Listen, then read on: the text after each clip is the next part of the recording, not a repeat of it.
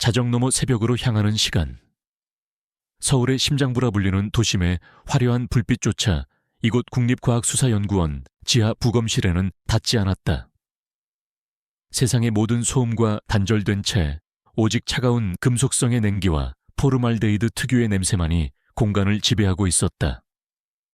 박선우 법의관은 익숙하다는 듯 푸른색 수술복을 여미고 라텍스 장갑을 끼었다. 그의 마스크 위로 드러난 눈은 조금 지쳐 보였지만 흔들림 없는 깊은 집중력을 담고 있었다. 오늘 밤 그의 마지막 업무는 28살의 남자 강지훈의 부검이었다. 경찰의 초기 보고서에 따르면 사인은 급성 심근경색. 혼자 살던 오피스텔에서 쓰러진 차에 발견되었고 외상이나 타살의 명백한 증거는 없었다.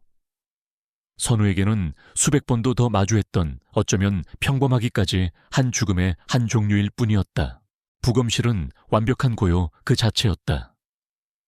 환풍기가 돌아가는 낮은 기계음만이 유일한 소음이었고 그 소음마저도 이 공간의 정적을 더욱 깊게 만드는 배경처럼 느껴졌다. 벽면을 가득 채운 스테인리스 스틸 부검대와 수술 도구들이 무균 처리된 조명 아래 차갑게 빛났다. 그 중앙에 하얀 시트로 덮인 강지훈이 누워 있었다. 선우는 차트를 다시 한번 확인했다. 강지훈, 평범한 회사원. 가족관계는 단출했고 주변인 진술에 따르면 최근 별다른 스트레스나 원한 관계도 없었다. 모든 것이 보고서의 내용대로 비극적인 돌연사를 가리키고 있었다. 하지만 선우의 직감은 미세한 위화감을 느끼고 있었다. 법의관으로서 수많은 죽음을 대한 그의 경험이 만들어낸 논리로는 설명할 수 없는 감각이었다. 너무나도 완벽한 자연사. 때로는 완벽함 그 자체가 가장 큰 의심의 씨앗이 되기도 했다. 그는 시트를 걷어냈다. 젊은 남자의 창백한 얼굴이 드러났다. 굳게 감긴 눈, 살짝 벌어진 입술. 마치 깊은 잠에 빠진 듯 보였지만 그의 피부에 내려앉은 죽음의 그림자는 속일 수 없었다. 선우는 시신의 상태를 꼼꼼히 살폈다.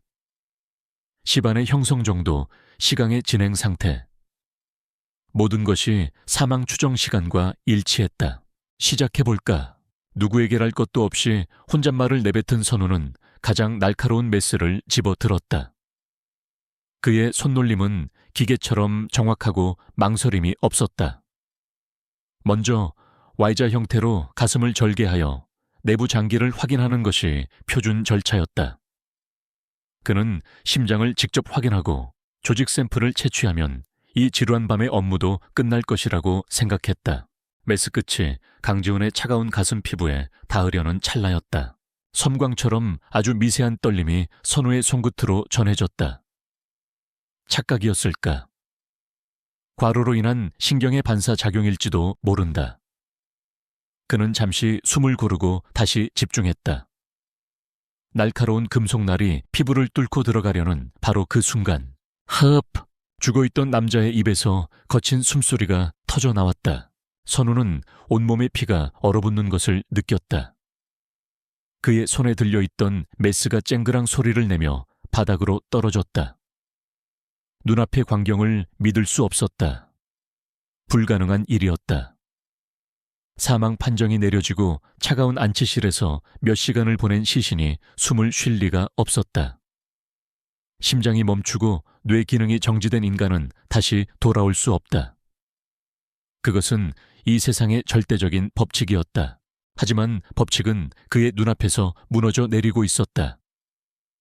강지훈의 가슴이 미약하게나마 오르내리기 시작했다. 굳게 닫혀있던 눈꺼풀이 파르르 경련하더니 천천히, 아주 천천히 열렸다. 생명이 꺼졌던 눈동자에 다시 초점이 맺히는 기괴한 과정을 선우는 숨죽인 채 지켜볼 수밖에 없었다. 공포가 목을 조여왔다. 지금 당장 비상벨을 누르고 사람들을 불러야 했다. 하지만 그의 몸은 마치 돌처럼 굳어 움직이지 않았다. 이 비현실적인 상황 앞에서 그의 모든 이성과 지식은 무력했다. 이것은 과학의 영역이 아니었다. 강지훈의 눈이 완전히 떠졌다. 공허했던 눈동자는 이제 무언가를 담고 있었다. 하지만 그것은 삶의 기쁨이나 다시 깨어난 것에 대한 안도가 아니었다. 그의 눈에 서린 것은 오직 순수한 원초적인 공포였다. 그는 몸을 일으키려 했지만 오랫동안 굳어있던 근육은 그의 의지를 따르지 않았다. 오직 고개만이 힘겹게 움직여 부검실의 한쪽 구석 어둠이 가장 짙게 깔린 곳을 향했다. 선우는 본능적으로 그의 시선을 따라갔다. 그곳에는 낡은 캐비닛과 사용하지 않는 의료 폐기물통이 있을 뿐 아무것도 없었다. 적어도 선우의 눈에는 그랬다. 하지만 강지훈은 마치 그곳에 있는 무언가를 똑똑히 보고 있는 듯했다. 그의 입술이 달싹였다. 목구멍 깊은 곳에서부터 끌어올린 듯한 쇳소리 섞인 목소리가 정적을 갈랐다. 그놈. 선우는 마른 침을 삼켰다. 온 신경이 강지훈의 다음 말을 향해 곤두섰다. 아직 여기 있어요. 그 말이 끝나는 순간 부검실의 모든 불이 일제히 꺼졌다. 완전한 암흑이 그들을 덮쳤다. 정전인가? 하지만 비상전력마저 들어오지 않았다. 환풍기가 돌아가던 낮은 기계음도 사라졌다. 절대적인 정적과 어둠 속에서 선우는 자신의 심장이 미친 듯이 울리는 소리와 바로 앞 부검대 위에서 들려오는 강지훈의 거친 숨소리만을 들을 수 있었다. 그리고 또 하나의 소리, 어둠 저편 강지훈이 바라보던 그 방향에서 무언가 바닥을 스치는 소리가 아주 희미하게 들려왔다. 암흑은 단순한 빛의 부재가 아니었다. 그것은 모든 감각을 집어삼키는 포식자였다. 박선우는 숨쉬는 법조차 잊은 채 그 자리에 얼어붙었다. 칠흑 같은 어둠 속에서 그의 세상은 오직 세 가지 소리로 축소되었다. 첫째는 제어할 수 없이 격렬하게 울리는 자신의 심장 소리. 둘째는 바로 앞 부검대 위에서 간헐적으로 터져나오는 강지훈의 헐떡임. 그리고 마지막은 어둠 저편에서 들려왔다. 순식간에 멎어버린 바닥을 긁는 그 소름 끼치는 소리였다. 시간이 얼마나 흘렀을까? 1초가 1년처럼 느껴지는 지독한 정적 속에서 선우의 이성이 필사적으로 고개를 들었다. 단순한 정전일 것이다. 국가수 같은 중요 시설은 비상발전 시스템이 즉각 가동되어야 하지만 드물게 시스템 전체에 오류가 발생할 수도 있다. 그래야만 했다. 그는 스스로를 다독이며 벽을 더듬어 자신의 개인 사물함으로 향했다. 휴대폰, 작은 빛이라도 확보해야 했다. 손끝에 차가운 금속 사물함이 닿았다. 다급하게 문을 열고 안을 뒤졌지만 손에 잡히는 것은 가운과 책 몇 권뿐이었다. 아침에 출근하며 배터리가 거의 없는 휴대폰을 사무실 책상 위에 충전기에 꽂아두고 온 것이 기억났다. 절망적인 실수가 그의 발목을 잡았다. 젠장. 욕설이 절로 터져나왔다. 그 순간 부검대 쪽에서 흑 하는 신음과 함께 흐느끼는 소리가 들려왔다. 강지훈이었다. 그 소리는 선우를 얼어붙게 만들었던 공포의 마비에서 깨어나게 했다. 그는 혼자가 아니었다. 이 비현실적인 상황에 함께 갇힌 살아있는 사람이 있었다. 그가 의사이자 이 상황을 책임져야 할 유일한 어른이었다. 선우는 기억에 의지해 부검실의 육중한 강철문으로 향했다. 그의 손이 차가운 문손잡이를 잡고 힘껏 돌렸다. 그러나 손잡이는 꼼짝도 하지 않았다. 마치 안에서 용접이라도 해놓은 것처럼 단단하게 고정되어 있었다. 거기 누구 없습니까? 안에 사람이 갇혔습니다. 그는 문을 주먹으로 치며 소리쳤다. 그의 목소리는 두꺼운 방음벽에 부딪혀 공허하게 울릴 뿐 아무런 대답도 돌아오지 않았다. 복도에 있어야 할 야간 경비원은 어디에 있는 것인가? 그는 벽에 붙은 인터컴을 향해 다가갔다. 수화기를 들었지만 아무런 신호음도 들리지 않았다. 완전한 먹통이었다. 이제 상황이 명확해졌다. 이것은 우연한 사고가 아니다. 누군가 의도적으로 전력을 차단하고 문을 잠그고 통신을 두절시켰다. 외부로 향하는 모든 길을 완벽하게 봉쇄한 것이다. 강지훈의 그 한마디가 머릿속에서 섬광처럼 터졌다. 그놈, 아직 여기 있어요. 환각이나 잠꼬대가 아니었다. 그것은 명백한 사실을 알리는 경고였다. 공포가 다시금 온몸을 뱀처럼 휘감았지만 이번의 공포는 달랐다. 이전의 것이 혼란과 충격에서 온 마비였다면 지금의 것은 상황을 직시한 자의 날카롭고 차가운 공포였다. 그들은 사냥터에 갇힌 사냥감이었다. 그리고 사냥꾼은 그들의 공포를 즐기며 어딘가에서 지켜보고 있었다. 선우는 다시 부검대로 돌아왔다. 이 어둠 속에서 유일한 동반자이자 유일한 정보원인 강지훈의 상태를 확인해야 했다. 그는 지훈의 손목에 손가락을 가져갔다. 맥박이 느껴졌다. 하지만 지극히 미약하고 불규칙했다. 분당 40회가 차에 되지 않는 살아있는 사람이라고는 믿을 수 없는 느린 속도였다. 피부는 여전히 시신처럼 차가웠다. 의학적으로 생물학적으로 불가능한 상태. 그의 존재 자체가 이성과 상식을 비웃고 있었다. 강지훈 씨, 정신 좀 차려봐요. 강지훈 씨, 선우가 그의 어깨를 가볍게 흔들며 속삭였다. 대체 무슨 일입니까? 그놈이 누굽니까? 제발 아는 걸 말해줘요. 지훈의 눈동자는 여전히 어둠 속 한 점을 향해 고정되어 있었다. 그는 덜덜 떨며 의미를 알 수 없는 단어들을 내뱉었다. 그 눈을 봤어. 웃고 있었어. 내가 죽는 걸 보면서. 그의 말은 공포에 질린 잠꼬대처럼 들렸지만 선우는 그 안에 진실의 파편이 있음을 직감했다. 강지훈은 자신의 죽음을 목격했다. 그리고 그를 죽인 범인의 얼굴을 보았다. 바로 그 순간이었다. 쾅! 육중한 강철문을 외부에서 무언가로 내려치는 듯한 굉음이 울려 퍼졌다. 선우와 지훈은 동시에 숨을 멈췄다. 굉음은 한 번으로 그치지 않았다. 쾅쾅! 마치 누군가 그들의 존재를 확인하고 조롱하듯 일부러 내는 소리였다. 도와주러 온 사람의 소리가 아니었다. 그것은 명백한 위협이자 너희는 이제 내 손아귀에 있다는 선언이었다. 그리고 잠시 후 끼이익 하는 끔찍한 금속 마찰음이 들려왔다. 복도에서 무거운 캐비닛이나 집기를 끌어다 문 앞을 막고 있는 소리였다. 탈출의 마지막 희망마저 차단해버리는 그 소리는 사형수가 단두대에 목을 내미는 소리처럼 절망적이었다. 이제 선택의 여지는 없었다. 기다린다고 해서 달라질 것은 아무것도 없었다. 동이 트고 동료들이 출근하기 전까지 그들은 스스로의 힘으로 살아남아야 했다. 선우의 머리가 생존 본능으로 빠르게 회전하기 시작했다. 무기 도구 탈출로 이 부검실 안에 있는 모든 것을 활용해야 했다. 그의 뇌리에 한 가지 가능성이 스쳐 지나갔다. 강지훈이 응시하던 바로 그 구석. 그곳에는 낡은 환풍구가 있었다. 지금은 사용되지 않아 철제 격자로 막혀 있었지만 어쩌면 건물 외부로 연결되어 있을지도 모르는 유일한 통로였다. 믿져야 본전이었다. 하지만 그러려면 빛이 필요했다.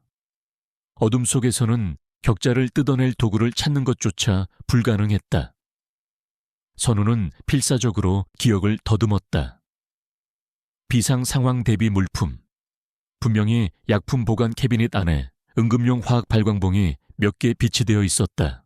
그는 다시 벽을 더듬어 약품 캐비닛으로 향했다. 손끝의 감각만으로 여러 개의 약병과 의료기구들을 지나쳐 마침내 길쭉한 막대 형태의 발광봉 몇 개를 찾아냈다.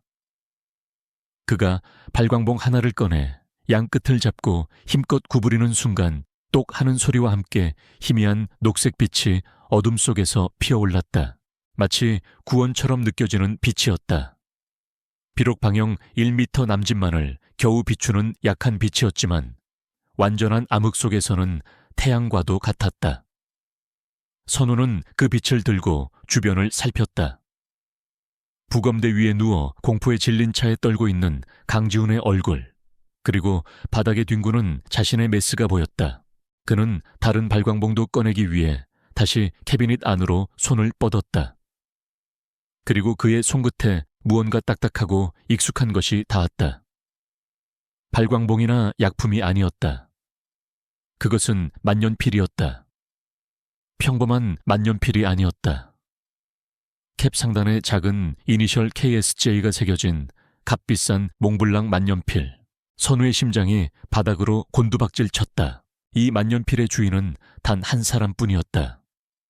언제나 이 만년필을 자신의 가운 주머니에 자랑처럼 꽂고 다니던 사람. 오늘 저녁 퇴근한다며 그에게 웃으며 손을 흔들었던 그의 선배이자 부검실의 총책임자인 법의관 김석진이었다. 녹색빛이 흔들리는 박선우의 손 안에서 파르르 떨렸다. 그 빛 아래 몽블랑 만년필의 정교한 문양이 선명하게 드러났다. KSJ 김석진. 언제나 인자한 미소로 후배들을 다독이고 법의학에 대한 깊은 통찰력으로 모두의 존경을 한 몸에 받던 그의 선배. 불가능했다. 선우는 고개를 흔들었다.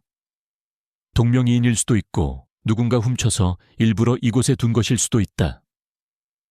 수십 가지의 다른 가능성이 머릿속을 스쳐 지나갔지만 심장 깊은 곳에서는 이미 답을 알고 있었다.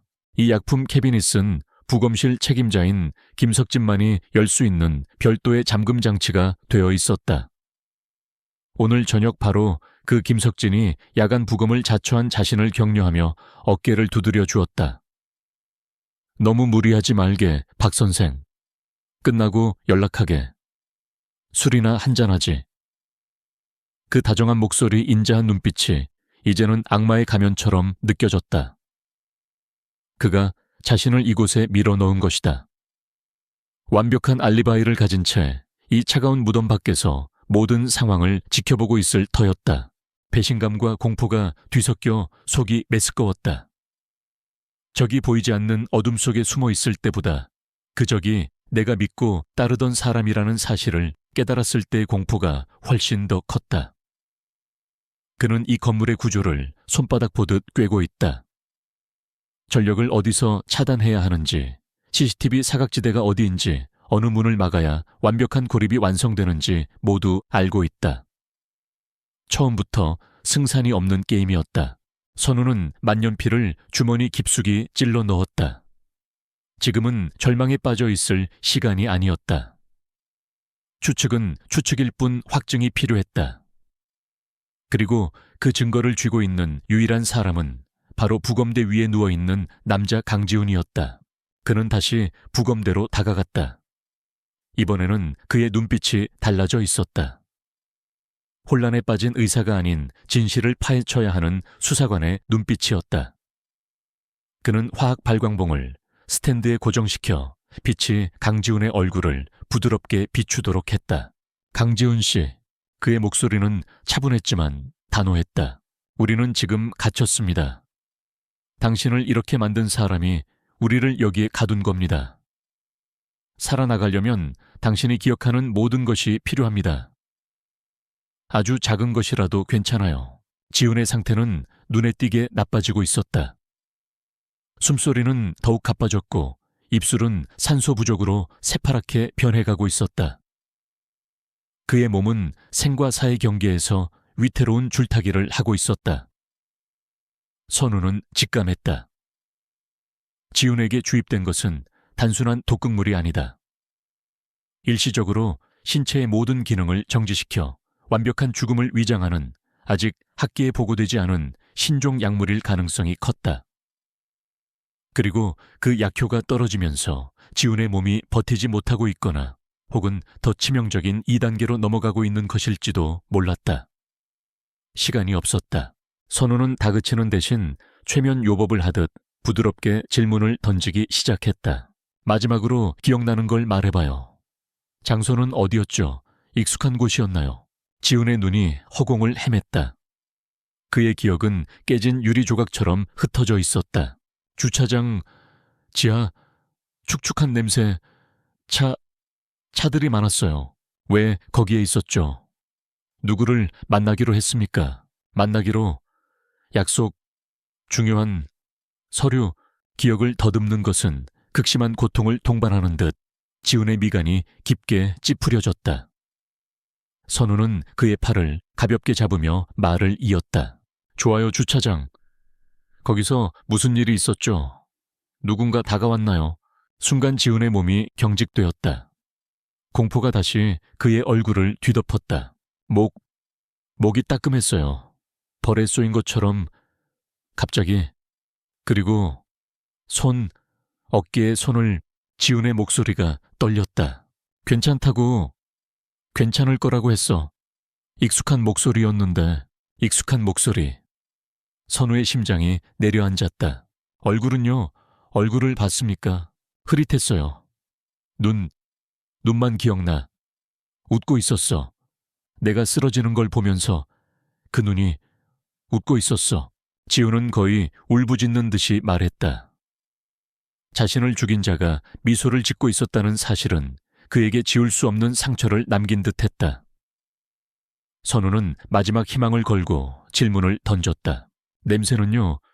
혹시 무슨 냄새 기억나는 거 없습니까? 향수라든가. 그 말에 지훈의 떨림이 순간 멎었다. 마치 잊고 있던 중요한 스위치가 켜진 것 같았다. 맞아. 냄새가 났어. 달콤하면서도 씁쓸한 나무 냄새 같은 좋은 향기였는데. 선우는 숨을 멈췄다. 샌다루드와 바닐라가 섞인 묵직하면서도 부드러운 그 향. 김석진이 10년 넘게 고집해온 프랑스제 고급 향수였다. 복도를 지날 때마다 그의 뒤로 은은하게 남던 바로 그 향이었다. 모든 조각이 맞춰졌다.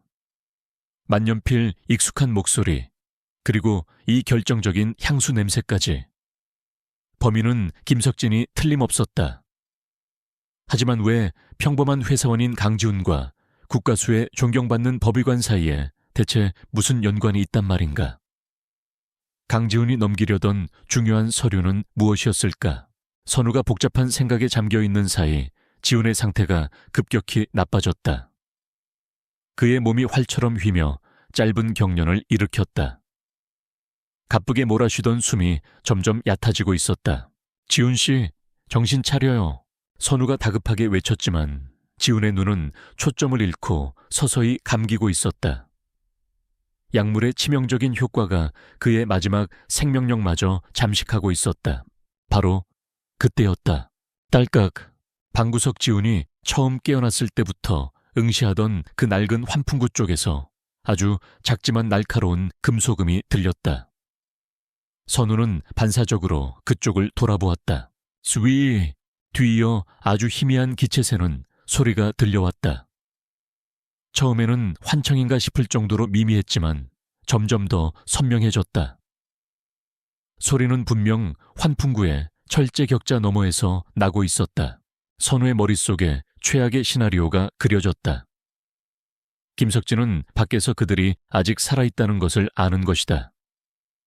혹은 만약을 대비한 두 번째 계획을 실행하는 것이다. 그는 지금 이 밀폐된 부검실 안으로 가스를 주입하고 있었다.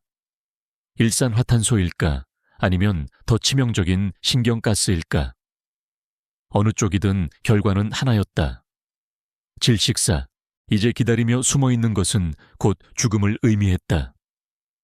부검실은 더 이상 피난처가 아니라 서서히 조여오는 가스실이 되어버렸다. 선우는 녹색빛 아래 번뜩이는 수술 도구들과 가스가 새어나오는 환풍구를 번갈아 보았다. 그들이 탈출할 수 있는 유일한 통로가 이제는 그들의 목숨을 앗아가려는 죽음의 입구가 되어 있었다. 망설일 시간이 없었다. 그는 가장 크고 단단한 절골용 메스를 집어들었다. 가스가 새어나오는 소리는 죽음의 속삭임과도 같았다. 그것은 박선우의 뇌리에 박혀있던 마지막 이성의 끈을 끊어버리고 원초적인 생존 본능의 스위치를 켰다. 그는 더 이상 망설이지 않았다. 손에 쥔 묵직한 절골용 메스의 차가운 감촉이 오히려 위안이 되었다. 강지훈 씨, 조금만 버텨요. 내가 여기서 꺼내줄 테니. 그는 녹색 발광봉을 입에 물고 쿵쾅거리는 소음과 함께 부검실 한쪽에 있던 이동식 스테인리스 선반을 끌어왔다. 낡은 환풍구는 성인 남자의 키보다 높은 곳에 있었다. 선반 위에 올라서자 쉬익 하는 소리가 더욱 선명하게 들렸다. 냄새는 없었다. 그래서 더 끔찍했다. 일산화탄소처럼 소리도 냄새도 없이 생명을 앗아가는 침묵의 살인자일 가능성이 높았다. 선우는 절골용 메스를 환풍구 철제 격자에 낡고 녹슨 나사 부위에 대고 다른 손에 쥔 의료용 망치로 힘껏 내리쳤다. 강! 고요한 부검실에 귀를 찢는 듯한 금소금이 울려 퍼졌다. 그것은 필사적인 생존의 외침이자 어둠 속의 포식자를 향한 선전포고였다. 캉캉! 그는 폐에 차오르는 도끼를 애써 무시하며 오직 눈앞의 탈출구를 여는 데에만 모든 힘을 집중했다. 팔이 부서질 듯 아파왔지만 멈출 수 없었다. 부검대 위에서 들려오는 강지훈의 희미한 기침 소리가 그의 등을 떠미는 채찍과도 같았다. 저 남자를 살려야 한다. 저 남자가 모든 진실의 열쇠를 쥐고 있었다. 몇 번의 타격 끝에 마침내 녹슨 나사 하나가 부러져 나가며 튕겨나갔다. 희망이 보였다. 그는 더욱 거세게 망치를 휘둘렀다. 마침내 마지막 나사가 버티지 못하고 떨어져 나가는 순간 철제 격자가 덜컹거리며 한쪽으로 기울어졌다. 선우는 격자를 잡아 뜯어내 바닥으로 던져버렸다. 안에서부터 훨씬 더 신선하지만 동시에 먼지 가득한 공기가 훅 끼쳐왔다. 일단 환풍구 통로 자체에는 가스가 주입되지 않고 있었다. 그는 지체 없이 선반에서 뛰어내려 거의 의식을 잃어가던 강지훈에게 달려갔다. 정신 차려요. 이제 거의 다 됐어. 선우는 시신처럼 축 늘어진 지훈을 부축해 일으켰다. 생각보다 훨씬 무거웠다. 그는 지훈의 한쪽 팔을 자신의 목에 두르고 거의 끌다시피 하여 선반으로 데려갔다. 온 힘을 다해 그를 선반 위로 밀어 올리고 자신도 뒤따라 올라갔다. 먼저 들어가요. 내가 뒤에서 밀어줄 테니. 지훈은 저항할 힘도 없는 듯 선우가 이끄는 대로 좁고 어두운 환풍구 안으로 몸을 밀어 넣었다. 바로 그 순간 지훈의 바지 주머니에서 무언가 툭 떨어져 선반 위를 굴렀다. 작은 열쇠고리에 달린 USB 메모리 스틱이었다. 선우는 반사적으로 그것을 집어들었다. 이것이었을까? 강지훈이 목숨을 걸고 지키려 했던 중요한 서류의 정체가. 이 작은 플라스틱 조각 안에 국가수 최고의 법의관이 살인자로 돌변해야만 했던 이유가 담겨 있는 것이다. 그는 USB를 자신의 주머니에 쑤셔 넣고 지훈의 엉덩이를 밀어 통로 안으로 완전히 집어넣은 뒤 자신도 따라 들어갔다. 환풍구 내부는 예상대로 좁고 먼지투성이었다. 몸을 완전히 펼 수조차 없어 엎드려 기어가는 수밖에 없었다. 녹색 발광봉의 희미한 빛에 의지해 앞으로 나아갔다. 어디로 이어지는 길인지 막다른 길은 아닐지 알 수 없었지만 적어도 죽음의 가스가 가득한 부검실보다는 나았다. 얼마나 기어갔을까? 부검실 쪽에서 들려오던 가스새는 소리가 갑자기 멎었다. 그리고 그 정적을 깨고 새로운 소리가 들려왔다. 끼익! 쾅 부검실을 막고 있던 외부의 장애물이 치워지고 육중한 강철문이 열리는 소리였다. 심장이 멎는 듯했다. 김석진이 안으로 들어온 것이다. 그가 텅 빈 부검실과 열려있는 환풍구를 발견하는 데는 오랜 시간이 걸리지 않을 터였다. 추격이 시작된 것이다. 박 선생, 거기 있는 거 다 아네. 환풍구 통로를 통해 한때는 존경심을 담아 듣던 그 목소리가 악마의 속삭임처럼 울려 퍼졌다. 그렇게 숨어봤자 소용없어. 그냥 곱게 나오는 게 어때? 더 힘들게 만들지 말고. 그의 목소리는 너무나도 차분해서 오히려 소름이 끼쳤다. 마치 길 잃은 아이를 타이르는 어른 같았다. 선우는 공포에 질려 헐떡이는 지훈의 입을 막고 더욱 필사적으로 앞으로 기어갔다. 등 뒤에서 통로 안으로 들어오는 김석진의 발소리가 희미하게 들려오는 듯했다. 얼마 안 가 통로는 갈림길에 이르렀다. 왼쪽과 오른쪽. 선택의 시간은 단 1초도 주어지지 않았다. 선우는 본능적으로 오른쪽을 택해 몸을 틀었다.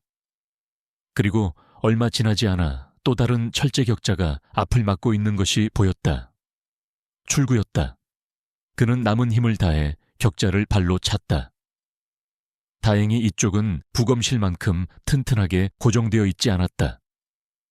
몇 번의 발길질에 격자가 찌그러지며 떨어져 나갔다. 그와 지우는 먼지 투성이인 채로 어두운 방 안으로 굴러떨어졌다. 이곳은 출구가 아니었다.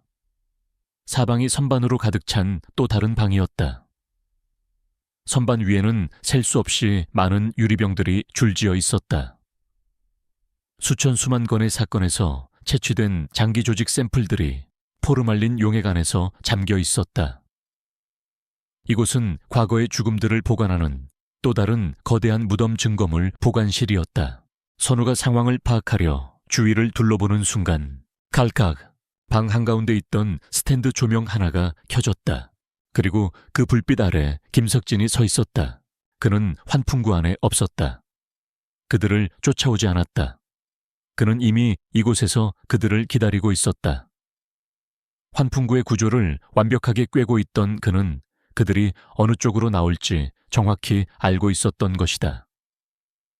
추격전은 단지 그들의 희망을 꺾고 공포를 극대화하기 위한 또 다른 심리게임에 불과했다.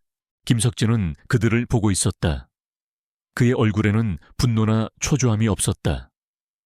오히려 시험에서 부정행위를 한 학생들을 잡아낸 선생님처럼 차갑고 서늘한 실망감이 서려 있었다. 그의 손에는 주사기 하나가 들려 있었다. 주사기 안에는 투명한 액체가 채워져 있었다. 어리석긴. 결국 이렇게 힘들게 만들어야겠나, 박 선생. 그의 목소리는 나지막했지만 증거물 보관실에 서늘한 공기를 가르며 비수처럼 날아와 박혔다. 이제 더 이상 숨을 곳도 도망칠 곳도 없었다. 자, 이제 조용히 끝내도록 하지. 증거물 보관실의 공기는 수많은 죽음의 무게로 서늘했다. 그 한가운데 스탠드 조명에 외로운 불빛이 세 남자의 모습을 연극 무대처럼 비추고 있었다. 한 명은 사냥을 끝내려는 차가운 포식자. 다른 한 명은 지쳤지만 굴복하지 않으려는 사냥감. 그리고 마지막 한 명은 생과 사의 경계에서 희미하게 숨쉬는 이 모든 비극의 시작점. 박선우는 간신히 몸을 일으켜 거의 의식을 잃은 강지훈의 앞을 막아서듯 섰다. 그의 손에는 방금 주운 USB가 단단히 쥐어져 있었다. 그는 그것을 김석진을 향해 들어보였다. 이것 때문입니까?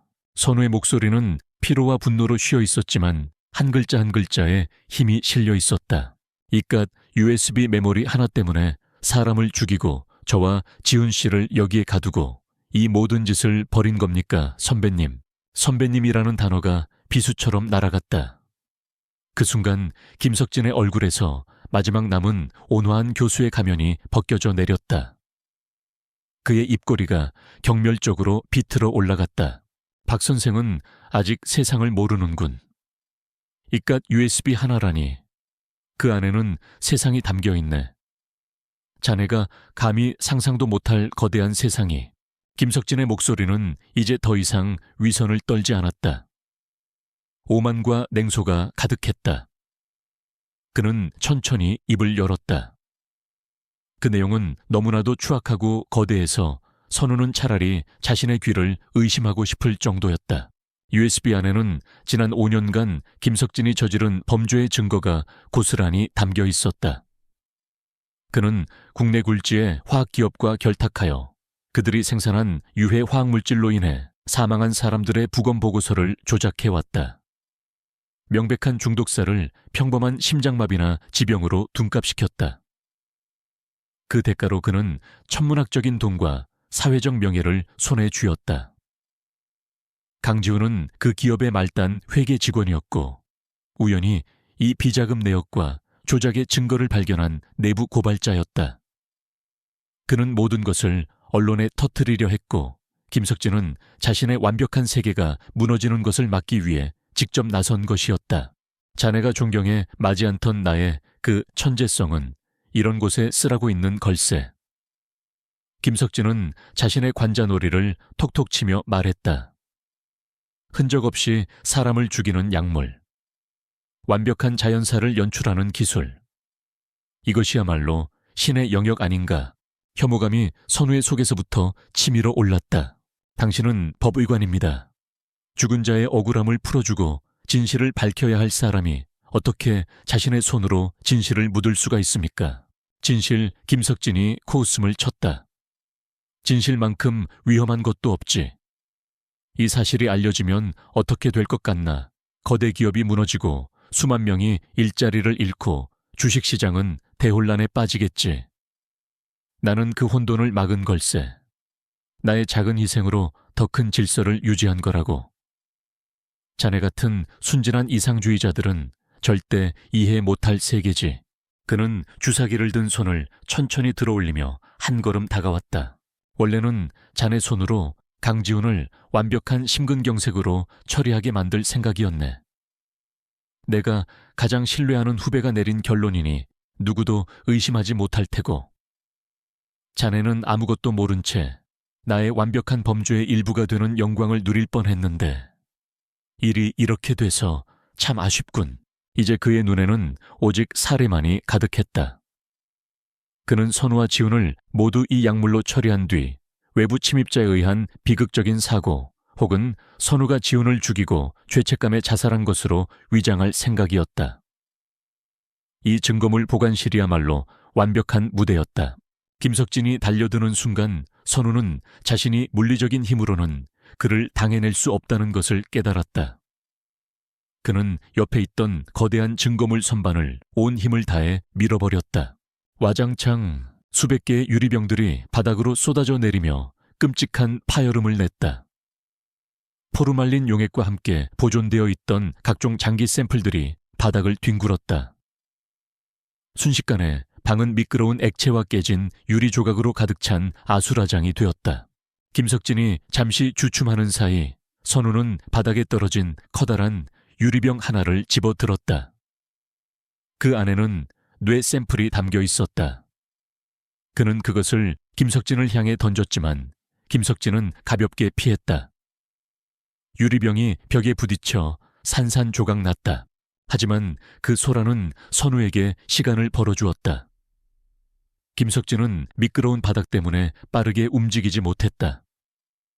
그는 분노에 찬 얼굴로 선우에게 달려들었고 두 남자는 깨진 유리 조각 위에서 뒤엉켜 구르기 시작했다. 김석진의 힘은 압도적이었다. 그가 선우의 목을 조르며 바닥에 내리찍는 순간 선우의 눈에 바닥에 떨어진 주사기가 보였다. 그는 필사적으로 손을 뻗었다. 하지만 김석진의 소나기는 점점 더 강하게 목을 조여왔다. 시야가 흐려지고 의식이 멀어지려 할 때였다. 바닥에 쓰러져 있던 강지훈이 마지막 남은 힘을 쥐어짜냈다. 그는 기어가 김석진의 발목을 두 손으로 붙잡았다. 김석진을 넘어뜨릴 힘은 없었지만 그를 잠시 휘청이게 하기에는 충분했다. 그 찰나의 순간 선우는 기회를 놓치지 않았다. 그는 풀린 김석진의 소나귀에서 벗어나 몸을 굴려 주사기를 집어들었다.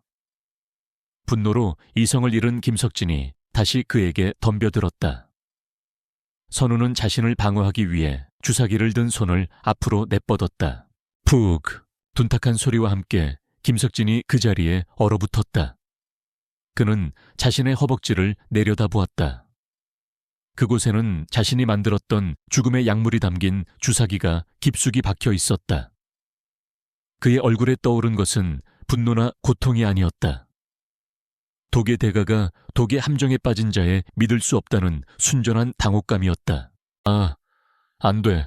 그것이 그의 마지막 말이었다. 그의 몸이 경련하기 시작했다. 그는 자신의 창조물이 인체에 어떤 영향을 미치는지 누구보다 잘 알고 있었다. 그는 자신이 저지른 모든 죽음의 고통을 온몸으로 체험하며 깨진 유리 조각과 역겨운 포르말린 용액 속으로 쓰러졌다. 선우는 거친 숨을 몰아쉬며 바닥에 주저앉았다. 모든 것이 끝났다. 그는 기어가 강지훈의 상태를 살폈다. 그는 의식을 잃었지만 미약하게나마 숨을 쉬고 있었다. 그때 멀리서부터 희미한 사이렌 소리가 들려오기 시작했다. 점점 더 가까워지고 있었다. 강지훈이 만나기로 했던 언론인이었을까? 혹은 시간이 지나도 연락이 없자 이상하게 여긴 야간 경비원이었을까? 이제는 중요하지 않았다. 잠시 후 증거물 보관실의 작은 창문 너머로 경찰차에 붉고 푸른 경광등이 번쩍이며 방 안을 어지럽게 비추기 시작했다. 선우는 차가운 바닥에 앉아 손안에 든 USB를 가만히 내려다보았다. 그는 살아남았다. 그리고 진실도 살아남았다. 하지만 그 대가는 너무나도 컸다. 이제 국과수의 하얀 벽은 그에게 결코 예전과 같아 보이지 않을 터였다. 그는 고개를 들어 수없이 많은 죽음이 잠들어 있는 유리병들을 둘러보았다. 이제야 그는 법의관의 진정한 사명을 깨달은 것 같았다. 그것은 단순히 사인을 밝히는 기술자가 되는 것이 아니었다. 말을 할 수 없는 자들의 마지막 목소리가 되어 그들의 이야기가 세상에 닿도록 하는 것. 그는 그 맹세를 뼛속 깊이 다시 새겼다.